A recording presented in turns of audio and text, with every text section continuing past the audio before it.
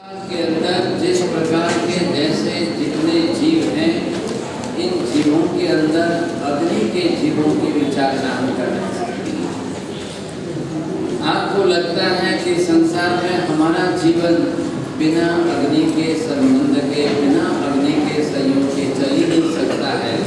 लेकिन कई जगह पर हम देखें, स्वर्ग के अंदर आप जाइए, देवलोक के अंदर बिना अग्नि के उनका जीवन चलता है। नरक के नारकी जीवों के लिए वहाँ अग्नि काय का कोई उपयोगी नहीं, कोई मतलब। अब जहाँ जिस प्रकार के जैसे जीव हैं उनके बारे में हम यहाँ विचार करें, किन जीवों की हमारे लिए अनिवार्यता है या उन जीवों की हिंसा हम न करें तो जी नहीं सकते हैं, नहीं तो रह ही नहीं सकते हैं। ऐसा प्रकार, ऐसा प्रमाण कौन सा है? अब संसार के अंदर जीवों का प्रमाण ही इतना ज्यादा है।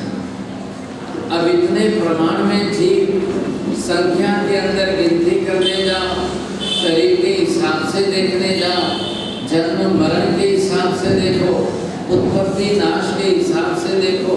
महावीर यहाँ तक कह रहे हैं कि जीवों की उत्पत्ति में भी आप कारण नहीं बनेंगे और जीवों की मृत्यु में भी आप कारण नहीं बनेंगे। दोनों तरफ से समझो। श्रावक का जीवन इतना विवेकी जीवन बनाया, इतना विवेक से आप पानी बह रहा है, पानी जा रहा है तो पहले वहाँ नियंत्रण करो, ताकि आप ये देखो कि पानी के कारण जो है कहाँ कितने जीवों की उत्पत्ति कैसे होगी, ये समझो। अब उत्पन्न होने के बाद अगर आप वापिस उनको मारने जाते हो तो फिर वो हमारे ऊपर कितना बड़ा अपराध होता है। ऐसी स्थिति के अंदर जीवों का प्रमाण हमको देखना है। अब जीवों का प्रमाण जिस तरह से हम समझेंगे, देखेंगे तो हमको ख्याल आएगा, नहीं तो बिल्कुल ख्याल ही नहीं आएगा। पहला विवेक हमारे साथ होना चाहिए। अब इसमें से कितने जीव कहाँ कैसे उत्पन्न हो सकते हैं। अब महावीर ये कह रहे हैं कि आप इन जीवों को अगर हम समझने की कोशिश करते हैं तो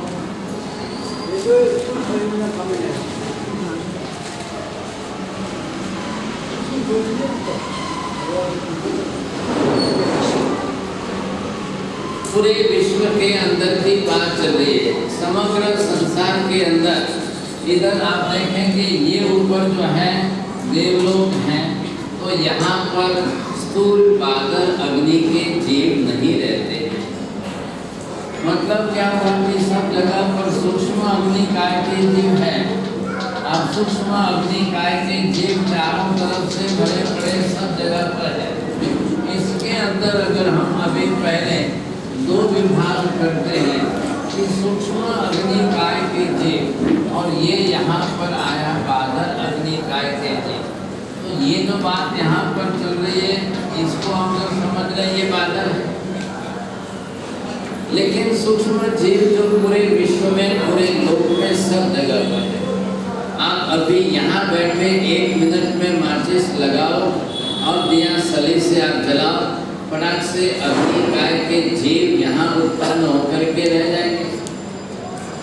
मतलब क्या हुआ, पूरे विश्व का, पूरी दुनिया का एक क्षेत्र भी खाली नहीं है कि जहाँ पर इतने जीव न हो।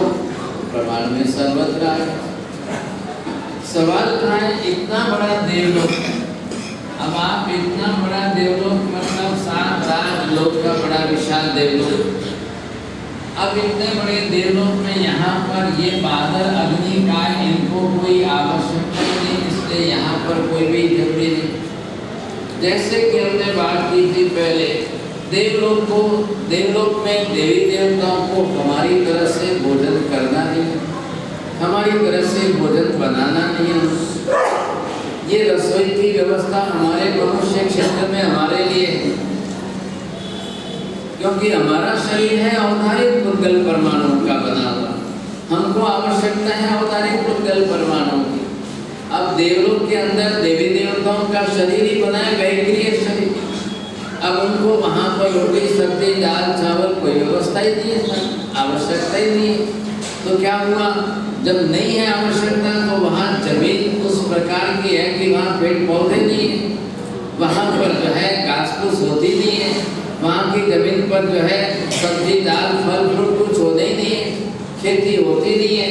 अब खेती नहीं है तो वहाँ पर गेहूँ चावल वगैरह कुछ भी बनने का सवाल नहीं, वहाँ पर खाना ही नहीं है तो अग्नि की क्या आवश्यकता है।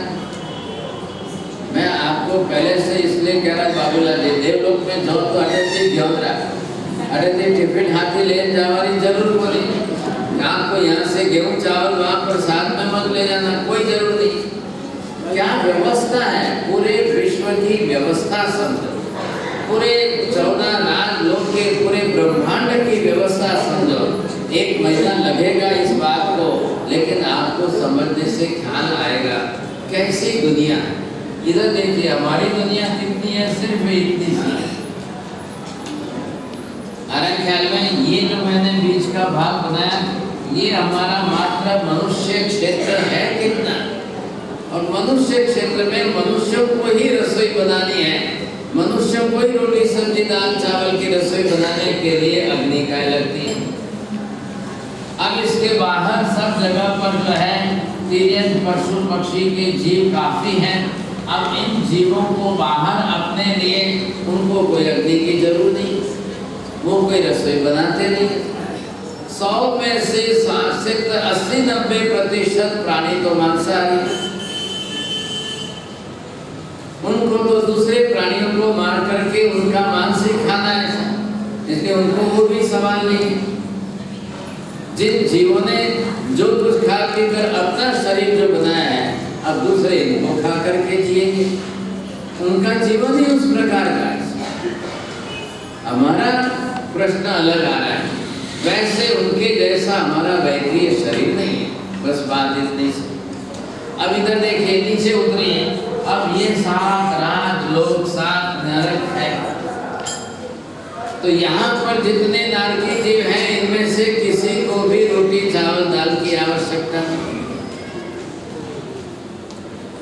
अब यहाँ पर पृथ्वी बहुत बड़ी है, एक नहीं 7 पृथ्वियां हैं अलग अलग बड़ी बड़ी, लेकिन किसी को भी रोटी सब्जी दाल चावल रसोई बनाने की आवश्यकता नहीं। तो जैसी व्यवस्था देवलोक में वैसे नरक के नारकियों की, उनको भी वैक्रिय शरीर है, उनको वैक्रिय शरीर से ही चलना है। ऐसी स्थिति में इनको भी वहां पर जब उत्पन्न होता है, इधर देखिए ये है यहाँ की पृथ्वी। अब ऐसी इन पृथ्वियों के ऊपर वहां पर है कैसी पृथ्वी पर प्रकार ही बदल गया, कहलाएगी पृथ्वी लेकिन तरीका ही बदल गया। अब वहां मिट्टी भी गिरे नहीं है, आ रहा है ख्याल में आपको। अब रत्न और शर्मा प्रभा शर्करा प्रभा बालू का प्रभा अलग अलग प्रकार की पृथ्वियां हैं। अब वहाँ खेती का सवाल नहीं, अनाज बोना ही नहीं, गेहूँ चावल होना ही नहीं, सब्जी फल फूल कुछ होना ही नहीं। अब उनको रसोई बनानी नहीं, रोटी खानी नहीं, भोजन करना नहीं। कितनी आप सोचो कितना समय बच गया उनके लिए, कितनी झंझटें मिट गई। इधर देखिए सुनिए स्त्री पुरुष है, सब वहां पर अलग अलग स्त्री पुरुष शरीरधारी है, लेकिन सभी नपुंसक प्रकार के। अब जीवन ही उस प्रकार का है। इधर देखिए न इनको शादी करनी है, जब शादी का सवाल नहीं है, अपनी तरफ से जीवन जीना है, लेकिन फिर भी महावीर क्या कह रहे हैं, विषय वासना इतनी तीव्र है, इतनी प्रबल है, आ रहा है ख्याल में। अब बेचारे क्या करेंगे, सब चल रहा है, सारी व्यवस्था वहां पर अपने हिसाब से चल रही है, लेकिन सबसे बड़ा प्रश्न आया कि जब इनको रसोई नहीं है तो अग्नि वहां पर है ही नहीं। कौन सी अग्नि नहीं है, ये मैंने आपको कहा कि बादल मतलब जो स्थूल प्रकार की हमको दिखाई देती है, we can see the flames ऐसे, ऐसी फ्लेम टाइप की कोई अग्नि वहां पर नहीं होती। प्रश्न मिल गया सब। अब ऐसी स्थिति के अंदर बचा कौन सा क्षेत्र, इधर देखिए ये हमारा जो मध्य क्षेत्र है, इसके अंदर यहाँ पर ये तिरछा लोक का क्षेत्र हो गया। क्यों हम पूरे लोक की स्टडी करते हैं, ज्योग्राफी की स्टडी हम क्यों करते हैं? पूरी दुनिया में क्या है, पूरी दुनिया मतलब आज की दुनिया इतनी मत समझे, ऑस्ट्रेलिया यूरोप एशिया अफ्रीका इतनी व्यवस्था नहीं है। इससे तो दुनिया बहुत बड़ी है। ऐसी स्थिति में वहां पर जो है सिर्फ बाहर देखिए आप, मैंने ये जो बीच का बताया है, इतने ही 2.5 द्वीप समुद्र में मनुष्य है, इसके बाहर मनुष्य की बस्ती कहीं पर भी नहीं है। तो ये बाहर का सारा क्षेत्र जो आप देख रहे हैं, जब यहाँ पर मनुष्य की बस्ती ही नहीं है तो बचे कौन? सिर्फ प्राणी है, एनिमल्स। अब वो एनिमल्स बहुत बड़े बड़े विशाल प्रकार के सब हैं। अब देखिए समुद्र में मछलियाँ कितनी हैं, कोई गिन सकते हैं क्या? समुद्र के अंदर इतनी मछलियाँ हैं। अब उनको अग्नि चाहिए कि उनको रसोई बनानी है कि रोटी सब्जी दाल चावल से, कोई व्यवस्था ही नहीं है। बड़ी मछली छोटी मछली को खा लेगी, एक प्राणी दूसरे प्राणी को खाता है। अब उनका जीवन उस पर आया, इसलिए जीवो जीवस्य भोजनम, एक जीव दूसरे जीव का भक्षण बन जाता है। बड़े जीव छोटे जीव को खा जाते हैं। आप कल्पना करो, वन क्रोकोडाइल, एक मगरमच्छ अगर एक बार मुंह खोलता है तो कितनी छोटी मछलियां चली जाए। अब छोटी छोटी मछलियां कितनी है? अब इतनी मछलियां समुद्र में आई कहां से था? इसका मतलब रोज जो है, रोज आपकी भाषा में बोल रहा हूँ, महावीर की भाषा में, प्रति समय वहाँ पर असंख्य जीव पंचेंद्रिय मछलियों में आकर के उत्पन्न होते हैं। अगर आज हम अपनी दुनिया का हिसाब करें कि रोज की कितनी मछलियां पकड़ी जाती हैं, चलो हिंदुस्तान, इंडिया के अंदर भी साउथ में west side and north side the coastal area, अकेले केरला के अंदर कोचीन की फैक्ट्री का वहां का रिपोर्ट जो आया है, एक दिन की 1.5 लाख टन मछलियां वो पकड़ते हैं। 1.5 लाख टन की बात चल रही है, संख्या में गिनती नहीं है। अब मैंने शब्द प्रयोग किया है फैक्ट्री, मतलब फार्मास्यूटिकल इंडस्ट्री, उनकी फैक्ट्री चल रही है। अब उसमें से मछलियां पकड़ करके जितनी मछलियां आई उसमें से एसोर्टिंग करना, मतलब समझ आप, एसोर्टिंग करना है, एक जात की मछलियां अलग अलग करना है। अब उन्होंने उसके कुछ नाम अलग अलग दिए, कुछ नाम अलग अलग दिए। ऐसी मछलियां अलग अलग करके मिक्सर ग्राइंडर वहाँ पर बने हुए हैं, लगे हुए हैं साहब, इतनी मछलियां मिक्सर ग्राइंडर में डालो, अब इसको पीसो, यहाँ पर इनका पेस्ट बन जाएगा, फिर वो ड्राई करने के लिए मशीन में डालो, फिर वो सूख जाएगा, फिर पाउडर बनेगा, फिर आपको कैप्सूल भर के देंगे। कई लोग बच्चे मम्मियाँ ले जाते हैं बच्चों को डॉक्टर के पास, डॉक्टर साहब बहुत कमजोर है, बहुत वीक है, कोई टॉनिक दो, कोई शक्ति की दवा डॉक्टर लिख के देते हैं, कुछ विटामिन की लिखेंगे, कुछ मिनरल्स की लिखेंगे। अब आप अंदर पढ़ो तो बरोबर लिखा है कॉड लिवर ऑयल। अब COD, दैट कॉड नाम की मछली है। अब उस मछली के लिवर का ही तेल पीस के दिया है, जिससे बच्चों की शक्ति आएगी, इसी से बच्चों को शक्ति आएगी। अब बोर्नवीटा, मल्टीवीटा जितने आए उसमें मछली डालिए और उसके साथ में अंडे डालिए। अब मम्मी समझती है कि बच्चे को ताकत आएगी, बच्चे को ताकत आएगी। बहुत बड़ी समस्या ये हो रही है। जिन घरों के अंदर माँ बाप ने ध्यान नहीं दिया, छोटे बच्चों को जो है उन्होंने बिस्किट, चॉकलेट, मिठाई वगैरह का प्रमाण बढ़ाया, दूध में शक्कर ज़्यादा डाल के मिठाई, दूध मीठा बनाकर खिलाया, उन बच्चों के पेट में वंश हो जाते हैं। अब पेट में कीड़े जो हैं वंश हजारों की संख्या में होते हैं। अब बच्चा जो खाएगा उसका 80% 90% तो कीड़े खाएंगे, बच्चे के शरीर को मिलेगा क्या?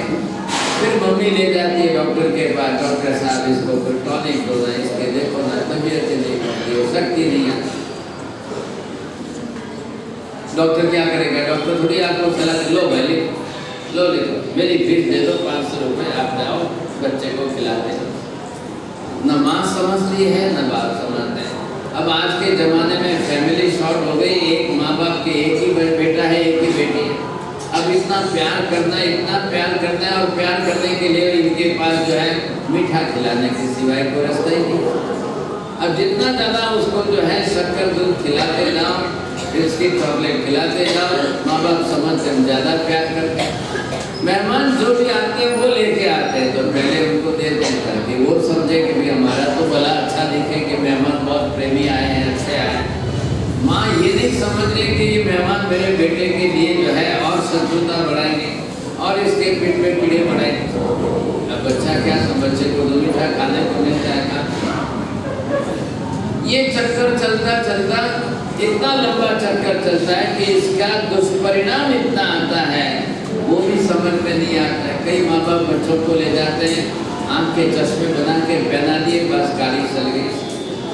अब पेट में कीड़े पड़े हैं वो नहीं निकाल लें, जिन कीड़ों के कारण आँख खराब हो रही है, नंबर बढ़ रहे हैं, वो नहीं। पाँचे एरो तो टीवी में आते दिखाए। अब महिलाओं के लिए इनका सबसे बड़ा गुरु उनका टीवी है। जितना टीवी इनको नॉलेज देगा उतनी इतनी अक्ल चलेगी। ये समस्या हो गई सब। खाने पीने में कोई सुधार ना करने नहीं सर, बस बच्चे ने जिद पकड़ी, थोड़ा रोया तो मम्मी ने जल्दी दिया लो। ऐसी परिस्थिति के अंदर विपरीतता हो रही है और बिल्कुल विपरीतता होने के कारण और तकलीफ बढ़ती जाती है। अब बच्चा वीक होता जाएगा, फिर आप उसको टॉनिक दो, कोई मतलब नहीं। यहाँ पर आपने देख लिया 7 रात लोग ऊपर के देवलोक में बादर अग्नि का स्थूल अग्नि वहाँ पर नहीं है। मतलब इससे क्या हुआ सिद्ध? देवलोक में कभी आग लगती नहीं है, देवलोक में फायर ब्रिगेड होते ही नहीं है, देवलोक में कोई माचिस बॉक्स है ही नहीं। मतलब देवलोक में कोई बीड़ी सिगरेट तो सवाल ही नहीं खड़ा होता है। ये आप इसका अर्थ ये लगाओ। अब खेती नहीं होती है तो तंबाकू होती नहीं है, तो फिर बीड़ी सिगरेट कहाँ से पिएंगे? बात पूरी हो गई। वहाँ खाने पीने की कोई चीजें नहीं है, गुड़ भी नहीं है, शक्कर भी नहीं है, तो वहाँ कोई दारू शराब तो बंद ही नहीं है। बात पूरी हो गई। अब जो आपको करना है यहाँ करना है साहब। आप ये मत सुनना मेरा सुनकर कोई उल्टा मत लेना, बाजी बटा नहीं मिले तो नहीं पिए जाओ। चला यही जितना खाने खा के लो। अच्छा हुआ महाराज ने हमको पहले ही चेता दिया कि वहाँ नहीं मिलता है, तो ये भाई साहब यहाँ पीने लगोगे तो देवलोक में जाओगे। यहाँ जिसने पीना शुरू कर दिया तो भूल से भी देवलोक में नहीं जाएंगे, क्योंकि ये पीने के कारण बुद्धि बिल्कुल विकृत होती है और विकृत होने पर विपरीत काम करने ही करते हैं। ये बात समझ लो। फिर नए कर्म बनेंगे, फिर आप जाओगे। अब इधर से आप नीचे भी जाओ यहाँ से, तो इन 7 नरकों के अंदर भी वहाँ कभी आग लगती नहीं है, वहाँ कुछ जलने को है ही नहीं था। पेड़ पौधे नहीं है, लकड़ा नहीं है, क्या जलेगा क्या? और बिना ईंधन मिले अग्नि भी कभी नहीं बढ़ती है। दोनों बात पूरी हो गई। बिना ईंधन मिले अग्नि को भी आहार चाहिए, और वैसा आहार नहीं मिलने के कारण वहाँ पर अग्नि गाय बादर रूप में स्थूल रूप में होती नहीं। वहाँ एक दीपक आप जला नहीं सकते हो। क्या लाया आपको? इधर देखिए, अगर आप इससे और नीचे चले जाते हो, ये 6वीं नरक आ गई, ये 7वें नरक आ गए, अंधेरा ही अंधेरा। कितना अंधेरा है? अब 6वीं में जितना अंधेरा है उससे 1000 गुना अंधेरा ज्यादा 7वीं नरक में। आप जिंदगी भर में अपनी अंगुली पास में लाओ तो आंख से अपना नाखून भी नहीं देख सकते। पूरी रात का सवाल नहीं है। पहली बात एक ध्यान रखिए, इधर देखिए मित्र जी, देवलोक में कोई ने, नरक में कोई, 10 रात में तो इसको नहीं। सूर्योदय होता नहीं कि दिन उगे, सूर्यास्त होता नहीं कि रात हो गई, वहां पर ऐसी व्यवस्था नहीं है। आगे ख्याल में देवलोक में भी नहीं, नरक में भी नहीं। इधर देखिए, अब खाली हमारे 2.5 द्वीप के मनुष्य क्षेत्र में ही दिन रात होता है। इसलिए नवकाशी 24 दिव्यार का पचकाल सूर्योदय सूर्यास्त के साथ जुड़ा हुआ है। जिसको करना है नवकाशी यहाँ कर लेना, बाद में यहाँ से जाने के बाद एक नवकाशी का पचकाल नहीं। इसलिए देवलोक के अंदर एक भी पचकाल नहीं होता। एक तरफ खाना भी नहीं है तो दूसरी तरफ पचकाल भी नहीं। ये समस्या नरक गति के अंदर जाओ तो वहाँ एक भी बचकान नहीं है, क्योंकि वहाँ पर रोटी सब्जी दाल चावल कुछ खाना पीना कोई चाय कॉफी कुछ है ही नहीं। अब जो है वो यहाँ पर है। कई लोग इस बुद्धि से चलते हैं, बाबू जी बहुत अच्छा हुआ आपने पहले ही कह दिया, वहाँ नहीं है तो आज से यहाँ चाय डबल पिएंगे, 4 गुनी पिएंगे, दिन में 4-5 बार पिएंगे, जो जो इच्छा है सब यहाँ पूरी कर लो, हाँ पी करके राजी हो जाओ, बस जितना खाना है खा लो, बाद में क्या है। हमारा शरीर औदारिक है, और यहाँ जिन लोगों ने जितना ज्यादा खाया है उनको ही बीमारियां ज्यादा है।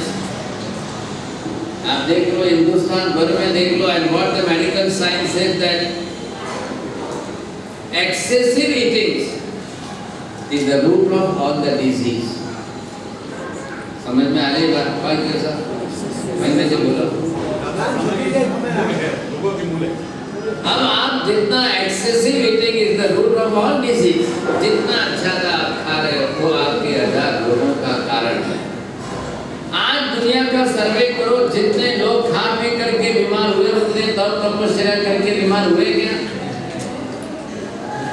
तप तपस्या करने से कोई मरता नहीं है, तप तपस्या के पारने में गलती करो तो मरे, ये बात ध्यान रखो। आज तपस्या अच्छी करो, शरीर श्रिंक होगा, मरेंगे नहीं आप। और आज भी पूरी दुनिया के अंदर जैन लोग जितनी तपस्या करते हैं उतनी और कहीं सुनाया आपने?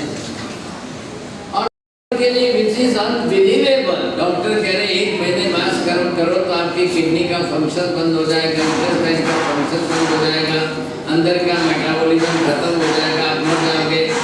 According to the medical science वो लोग इसको स्वीकारने के लिए तैयार ही नहीं है।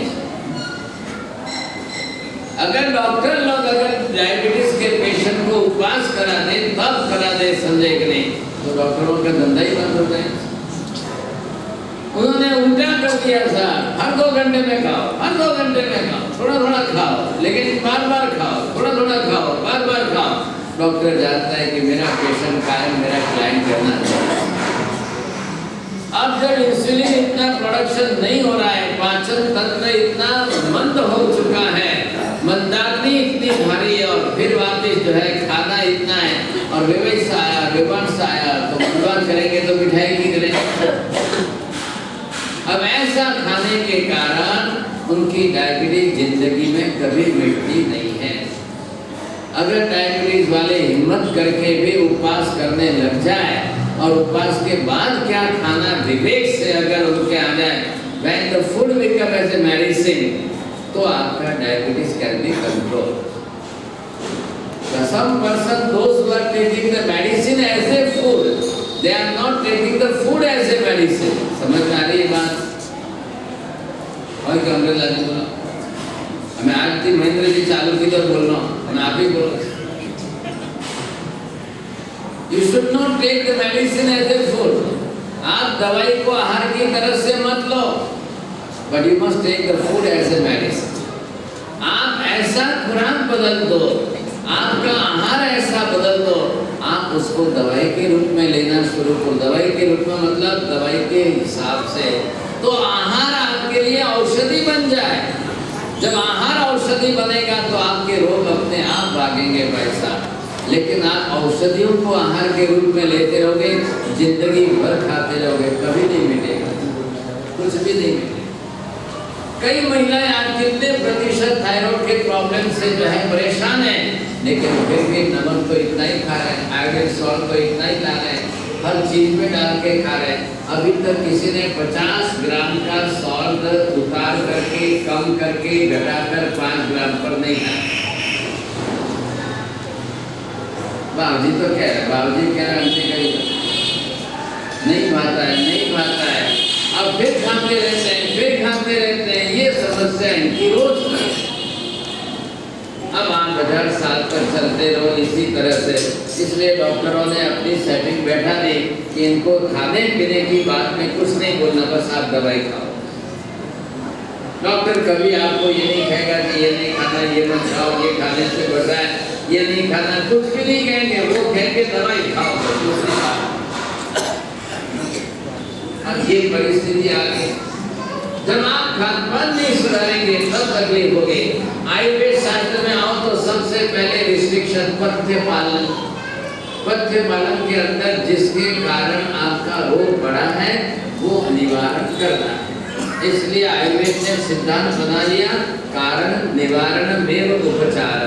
कारणों का निवारण करना ही प्रॉपर ट्रीटमेंट है, सही उपचार पद्धति है। ये खाने से ऐसी तकलीफ हुई है तो आप उसको त्याग करिए। ये खाने से आपकी तकलीफ बढ़ी है, इसका अपचयन कर लो, इसका त्याग कर लो।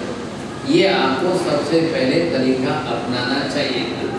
अब ऐसी सैकड़ों चीजें हैं आज घरों के अंदर, कई महिलाएं जो बनाती है उसमें परस्पर विरुद्ध कितना हो रहा है। Whatever type of the contradictory foods, विरुद्ध आहार कितना हो रहा है, कैसा हो रहा है। हम राजस्थानी, हमारे राजस्थान का मूल खुराक छोड़ करके, आहार छोड़कर यहाँ साउथ में आए, यहाँ का आपने पोहा अपना लिया, यहाँ का आपने इडली डोसा अपना लिया। इडली डोसा के साथ आप नाश्ता पानी सुबह कर रहे हो, महिलाएं समझती है कि बहुत अच्छा नाश्ता बना रहे।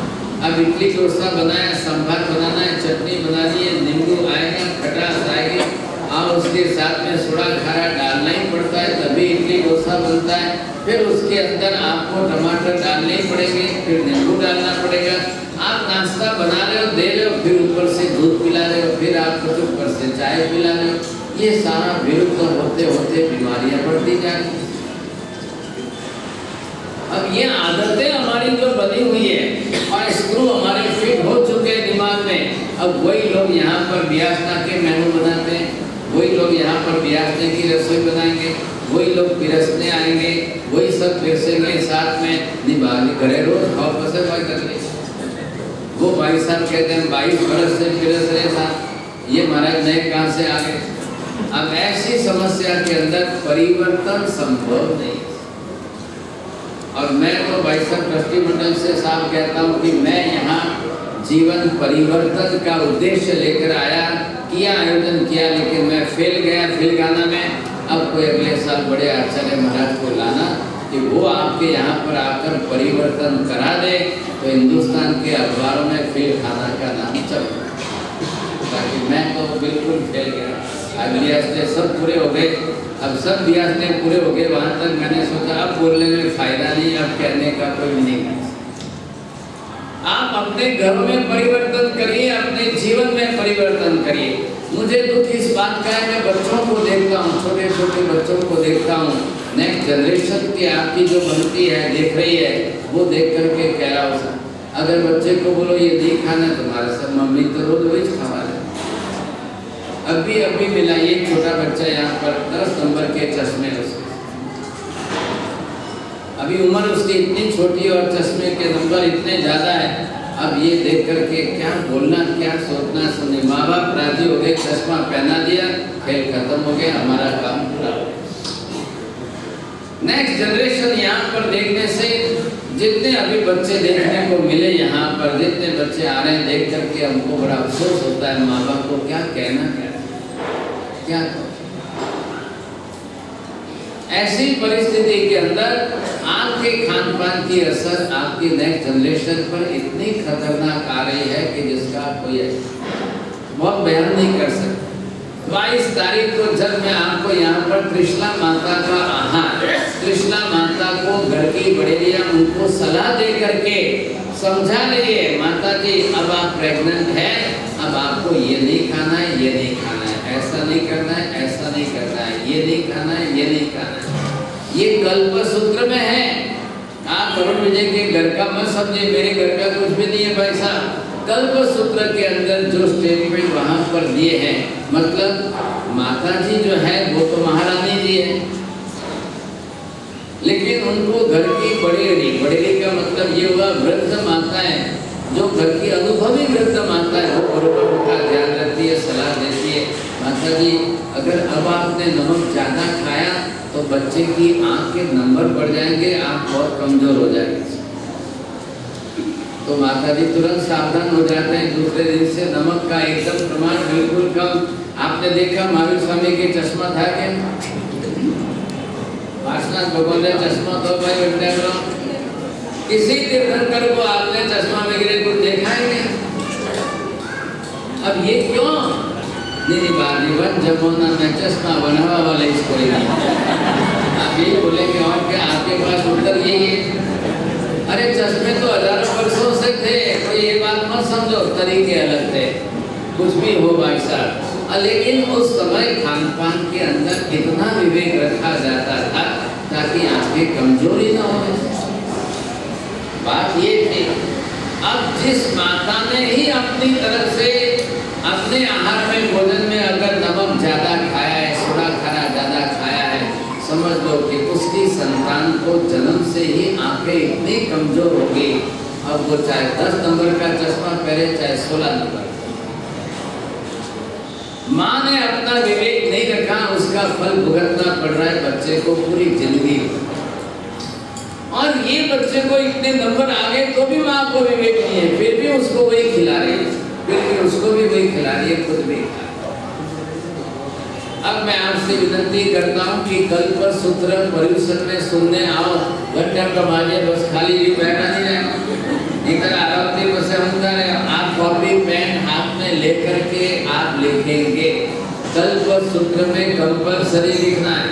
मैंने एक दो माता जी को कहा आप कॉपी पेन लेकर लिखना, बाकी 18 में करी कोई महाराज तो नहीं किया, 18 में करी कल्पसूत्र हम किया जाए तो कॉपी पेन लेने नहीं गया, प्रभावना लेके आते थे, फिर नवा करते आए, चलो भाई हाथ जोड़ लिया भिक्षा में तो अब वो बेचारे कहते हैं हम कपड़े ऐसे पहनेंगे, दागिने इतने पहन के आएंगे, क्या कॉपी पेन लेके लिखने पहनेंगे।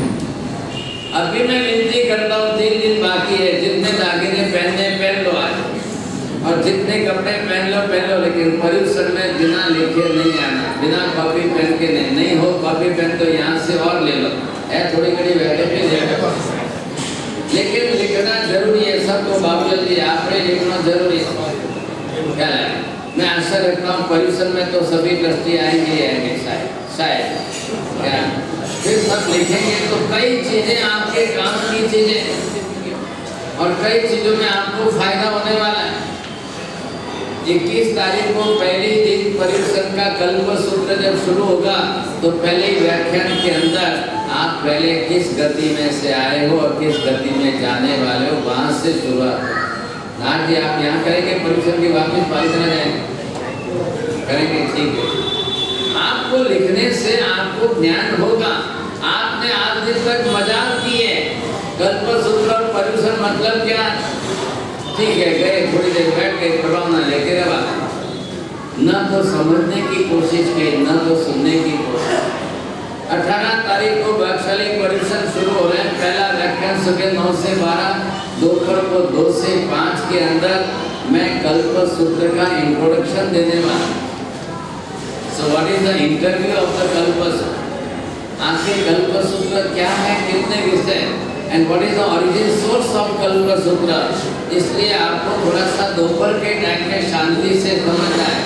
अमृता जी खाली दुकाने बैठा घराघरी माला घंटों में कोई फर्क नहीं पड़ेगा। बक्साले 1 दिन 2 दिन के लिए कोई फर्क नहीं पड़ता है। जैन है हम और हमारे परिसर आने पर दुकान खोलकर बैठे रहते, फिर आप पर्व क्या मनाते हो? आप अपने पर्व के प्रति अपनी निष्ठा को रखो थोड़ी। और इस साल हम ज्ञानवर्धक परिसर कर रहे हैं तो पूरा कल्पसूत्र ब्लैक बोर्ड पर समझ करके समझना है।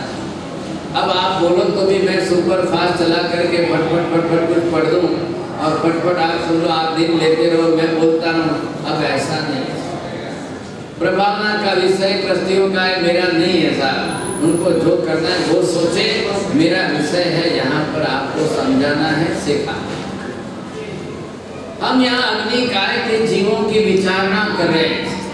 अग्निकाय के जीव में से अब आपने 2 विभाग तो कर ही लिए। एक हमने देखा कि कुछ सूक्ष्म जीव बहुत छोटा राजलोक में सब जगह है।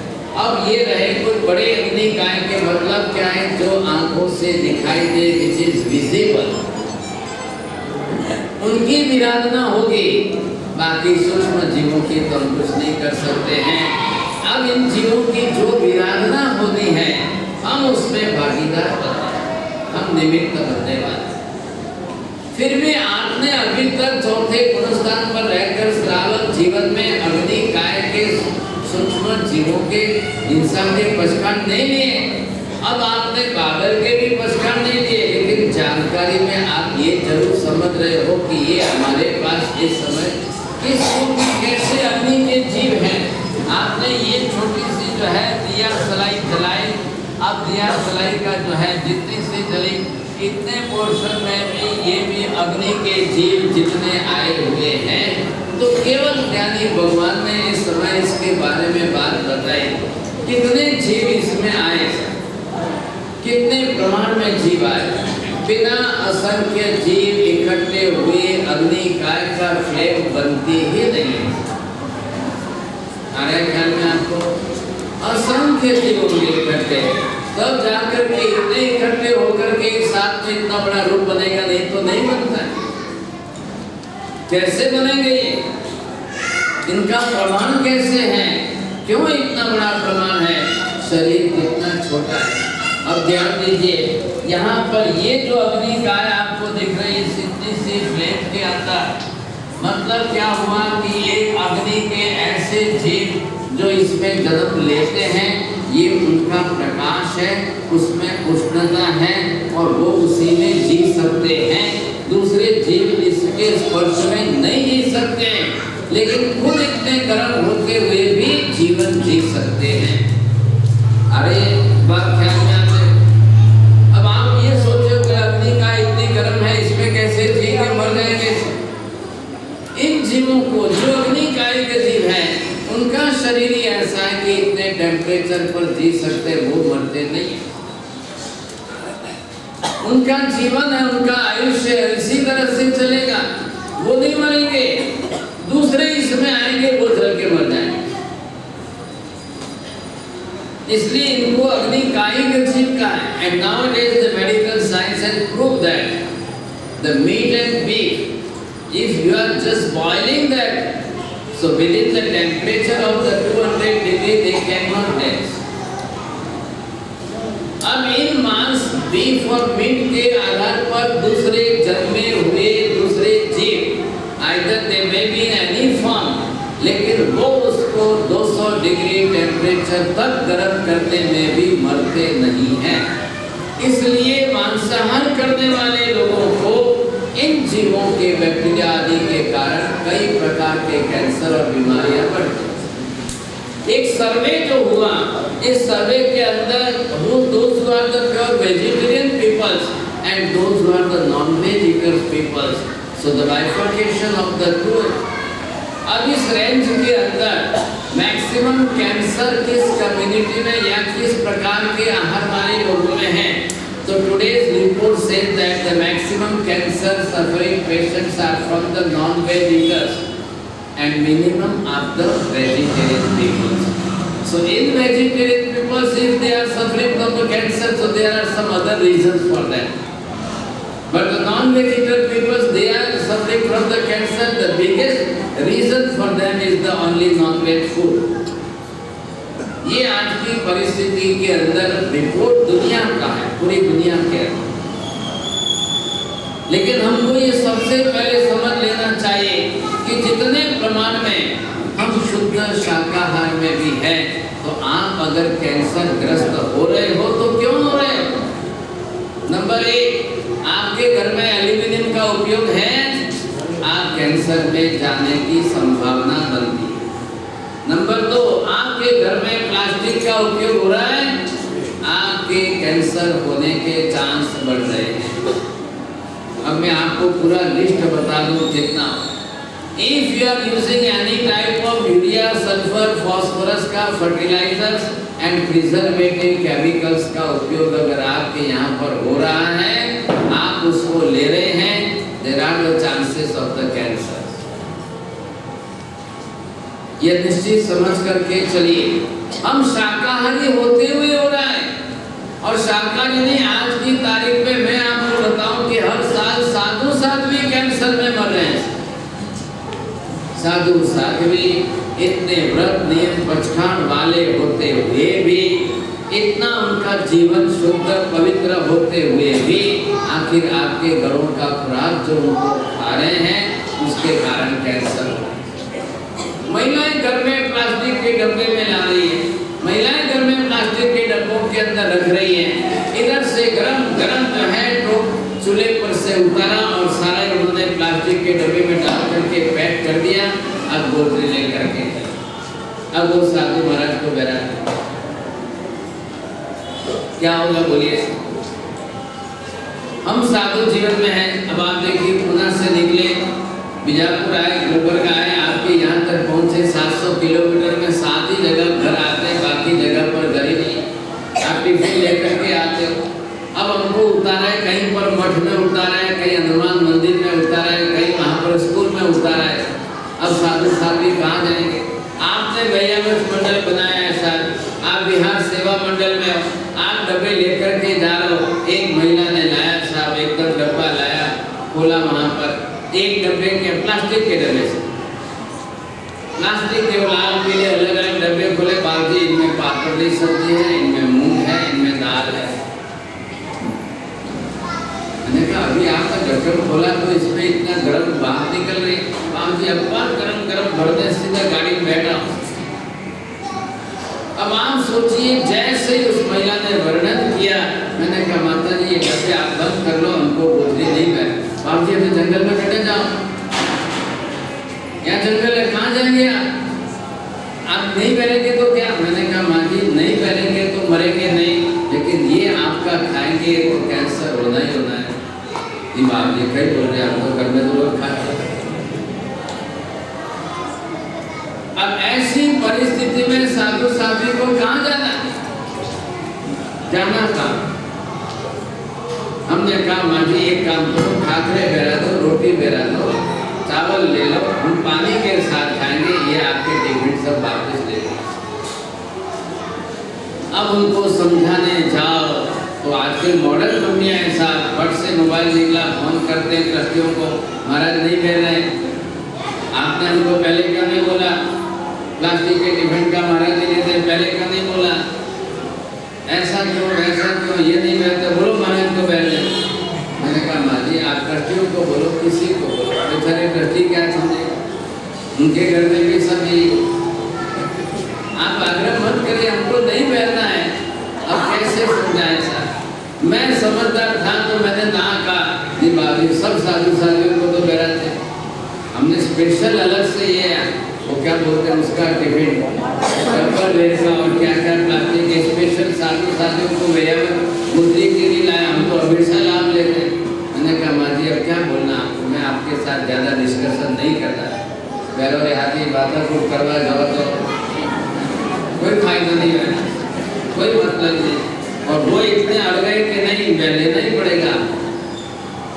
अब इसका रास्ता क्या बना, क्यों आज साधु साध्वी कैंसर में मरा, हर साल मरना, एक बरस खाली नहीं जा रहे साधु साध्वी कैंसर में नहीं मरते। आपके घरों में इतना कैंसर, कई घरों में इतना कैंसर होने के बाद भी कोई खाएगा, वैसे ही खाएगा। अभी हमको लोग सामने से बोलते महाराज साहब आप पतंजलि का, अब पतंजलि का तो एकदम शुद्ध है, बस आँख मूंदकर पतंजलि नाम पड़ा कि उसके पीछे तो वो लालदेव कपड़े वाला रामदेव बाबा। अब वहाँ तो कोई तकलीफ नहीं, आँख मूंदकर खा ले। भाई साहब पतंजलि ने भी अभी जो है मल्टीनेशनल कंपनी बनाने जैसा रूप ले लिया है।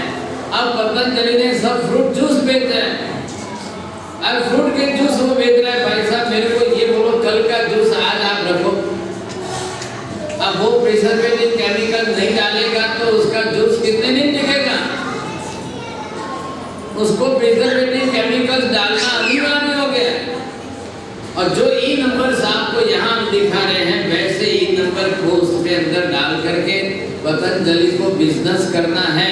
आज की तारीख में पतंजलि की फर्म कंपनी जो है मल्टी मिलियनर कंपनी बन गई है, 10,000 करोड़ का उसका टर्नओवर है। वो हर किसी का, जिस किसी का माल मिलता है, जहाँ भी कोई देखता है मैन्युफैक्चरर है, उसको एक ही कहना है तेरे को जो करना कर, तेरे को जो बनाना बना, ये पैकिंग का बॉक्स हम दे रहे हैं, हमारे बॉक्स में पैकिंग करके दे। पैकेजिंग मटेरियल बना करके पतंजलि उसको प्रोवाइड कर रहा है। बस इसमें बना बेचना, इसमें बेचना है। वो भी सामने वाला देखता है कि मेरा 10 रुपए में जाता था, इनका प्रोडक्ट, इनका पैकेजिंग मटेरियल लेकर बेचता हूँ तो मेरे को 10 के 20 मिल रहे हैं। चलो अच्छा, ये गाड़ी चल रही है। अब ये परिस्थिति जो सामने आ रही है, आप पतंजलि के नाम पर आंख मूंद करके हर चीज पर विश्वास मत रखिए, जरूर कुछ चीजों पर विश्वास रखिए, इसमें दो राय नहीं। लेकिन अब क्या करेंगे, स्वदेशी होते हुए भी बिजनेस ट्रेंड जब आ जाता है और 10,000 करोड़ से उनको अब ले जाना है, पूरा 15,000 करोड़ 20,000 करोड़ पर ले जाना है, खाली ट्रेडमार्क रखा है बाबा, बिल्कुल वो एकदम ट्रेडमार्क है। आप एक आंख बंद करके पहले ये समझो, कोई लिक्विड चीज आपके घर में सुबह मौसमी का रस निकालो, शाम तक नहीं रहेगा। आपके घर में सुबह ऑरेंज का जूस निकालो, शाम तक नहीं रहेगा। आपके घर में दाड़म का जूस निकालो, शाम तक नहीं रहेगा। आपके घर का जूस आज का कल तक रहना तो संभव नहीं है। और मेडिकल साइंस जब साफ कह रहा है कि जूस ही मत निकालो, आप डायरेक्ट खाओ तो विटामिन मिलेंगे। जितना टाइम ज्यादा पड़ा रहेगा वो खतरनाक खराब होता जाएगा। ये विवेक हमको लाना जरूरी है, आंख मूंद कर खाना जरूरी नहीं। पहले क्या था, लोग घर में ज्यादा बनाते थे, खाते थे। आज लोगों ने घर का ही कम कर दिया, बाजार का ज्यादा कर। जितना बाजार का ज्यादा किया तो बीमारियां आपकी बढ़ने लगी। अब ऐसी स्थिति के अंदर ये हमको समझना अनिवार्य है।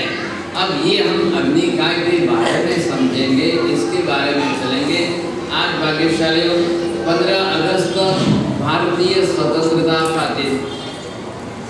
भारत इतने बरस बीत गए, 1947 को हम याद करें और उस समय की कुर्बानियों को हम याद करें तो शायद आज के सामने हम आंकड़े देखेंगे तो हमको आश्चर्य लगेगा। समझे, हजारों लोग जो है उस समय डिवाइडेशन के अंदर पाकिस्तान से हिंदुस्तान आते समय कैसे उनको मार दिया गया, कैसे काटा। माफ करना, थोड़ी आपको कड़वी लगे ऐसी बात भी करता हूँ कि गांधी जी ने सब कुछ अच्छा भी किया है, ऐसा मत समझना। गांधी जी की गुणों का शिकार बना हुआ देश आज 70 बरस तक भी परेशान हो रहा है। गांधी जी की एक भूल नहीं थी, ऐसी कितनी भूलें हैं उनकी। जिस विषय में उन्होंने भूल की, कैसी भूलें की, जिस भूलों का शिकार बन करके देश आज भी दुखी है। लेकिन गांधी जी ने अहिंसक क्रांति, बिल्कुल नॉन वायलेंट रिवॉल्यूशन करके इस देश को आजाद किया। इस अर्थ में गांधी जी का उपकार आज देश जरूर मान रहा है, जरूर है। जितने अंश में गांधी जी का उपकार है वो हमें मानना चाहिए। आज देश आजाद हुआ है, लेकिन देश की आजादी के पीछे महारानी लक्ष्मीबाई से लेकर के हम कितनों को याद करेंगे तब देश आजाद। आज सुभाष चंद्र बोस को याद करो तो पता चले, एक कान के अंदर कहने वाला, तुम हमको खून दो हम आजादी देंगे, आप खून दीजिए हम आजादी देंगे। सुभाष चंद्र बोस ने किस तरह से अपना जीवन का बलिदान दिया। सज्जनों, आजादी मिल गई, लेकिन इस आजादी के पीछे अंग्रेजों ने छोड़ते छोड़ते भी जो अपनी कूटनीति का उपयोग किया और रात को 12 बजे देश को आजादी दी। और उसके अंदर आज किस समय में, किस काल में कैसे आजादी हमको मिली कि आज भी उस चुंगाल से हम बाहर नहीं निकल पा रहे हैं, ये बड़ी समस्या। देखिए, भारत भी आजाद हुआ और पाकिस्तान भी आजाद हुआ, दोनों एक साथ आजाद हुए। लेकिन भारत 125 करोड़ की आबादी वाला देश इतना तरक्की करके विकास के मार्ग पर बहुत आगे बढ़ चुका है। लेकिन पाकिस्तान में तो आज भी चले जाओ तो वहाँ कई जगह पर खाने को नहीं है, पीने को नहीं है, पहनने को नहीं है, रहने को नहीं है। वहाँ की दुर्दशा इतनी खतरनाक है कि जिसकी कोई सीमा नहीं। आप सब लोग जानते हो कि पूरी दुनिया के अंदर आतंकवाद आज सिर्फ पाकिस्तान की धरती पर ही पनप रहा है। और आपको मालूम है कि पाकिस्तान से आतंकवाद का जो एक्सपोर्ट हो रहा है वो दुनिया भर में फैलता जा रहा है, कहाँ फैलता है। इस परिस्थिति के अंदर आपको मालूम है कि मुस्लिम छोड़कर अन्य किसी प्रजा के अंदर से एक आतंकवादी आतंकवादी अभी तक पैदा नहीं हुआ। सभी आतंकवादी मुस्लिम अनिवार्य रूप से जरूर है। अब उनको हिंदुओं के प्रति इतनी नफरत है तो वो हिंदुओं को काफिर कह के मारना ही चाहते हैं, उसके सिवा उनके पास दूसरा कोई विकल्प। उस काम के अंदर हरि सिंह जी ने जो कश्मीर के लिए नियम बनाए, उन कारण जो 35A और 370 की कलम से आज भी हिंदुस्तान को नुकसान है। जब पूरे देश के अंदर हिंदुवाद जब बढ़ेगा और पूरी दुनिया के अंदर एक देश जो हिंदू राष्ट्र के रूप में आज बनने जा रहा है, इसकी तकलीफ दुनिया को हो रही है और कुछ नहीं। आपको शायद मालूम नहीं होगा पूरी दुनिया के अंदर इस्लामिक कंट्री कितनी है। आपको खाली पाकिस्तान नाम याद है, लेकिन पाकिस्तान का फुल फॉर्म क्या है? Republican Islamic country of Pakistan. आपको ये समझना चाहिए। वो लोग सब गौरव लेकर के लगाते हैं, इस्लामिक कंट्री बोलते हैं, और हिंदुस्तान अगर हिंदू राष्ट्र बोलने जाए तो लोगों को जो है पेट में दर्द हो रहा है, दुनिया भर के लोगों को तकलीफ हो रही है। ये गलती ऐसा होना ही नहीं चाहिए। पूरी दुनिया के अंदर कोई हिंदू राष्ट्र नहीं है सर। नेपाल एक हिंदू राष्ट्र था, वो भी बन गया, वो भी बदल गया। अब हिंदुस्तान जो है हिंदू राष्ट्र है, लेकिन अफसोस इस बात का कि पहले प्रधानमंत्री नेहरू के कारण हिंदुस्तान का बहुत नुकसान हुआ। उस समय की जो राजनीति चली, गांधी जी ने अगर ये भूल नहीं की होती और नेहरू को न बनाकर सरदार वल्लभ भाई पटेल को बनाया होता तो शायद हिंदुस्तान की शक्ल ही अलग होती। बिल्कुल निश्चित रूप से परिस्थिति अलग होती, लेकिन ये सारी चाल चली गई। कैसी कैसी चाल चली गई। नेहरू ने उस समय गांधी को क्या दमदाटी दी, और गांधी को दमदाटी दे करके अपने फेवर में करके, और गांधी जी ने आखिर नेहरू को बनाया। अब आप ये सोचिए संजय, इस परिस्थिति में अब हम ये कह के छूट जाएंगे देश का दुर्भाग्य था। देश का दुर्भाग्य था कि नहीं था, लेकिन पता नहीं। आखिर गांधी को गोली मारने वाले नाथूराम गोडसे का आप बयान सुनो तो आपको लगे कितने अंश में वो किस तरह के विषय बता करके अपना विचार व्यक्त कर, कैसे विषय से अपना विचार व्यक्त करना है ये नहीं।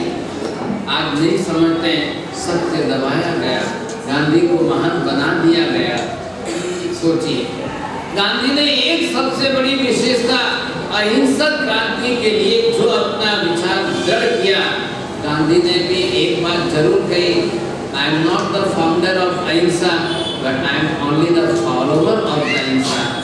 श्रीमद राजचंद्र के पास से संसर्ग से गांधी जी ने अहिंसा के सिद्धांत सीखे और जैन धर्म की अहिंसा को अच्छी तरह से समझ सके।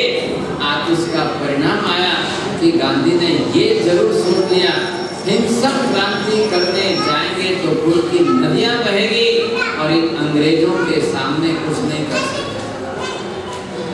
हिंदुस्तान जनसंख्या में जरूर बड़ा था, लेकिन 200 बरस के राज्य के अंदर अंग्रेजों ने हिंदुस्तान को इतना दबोचा हुआ था, क्योंकि उसके पहले हम मुस्लिम बादशाहों की यवन चाल के अंदर दबे हुए थे, और हिंदुस्तान ने 800 बरस की जो है स्वतंत्रता गुलामी जो है मुसलमानों की, और उसके बाद 200 बरस की गुलामी जो हमने अंग्रेजों की।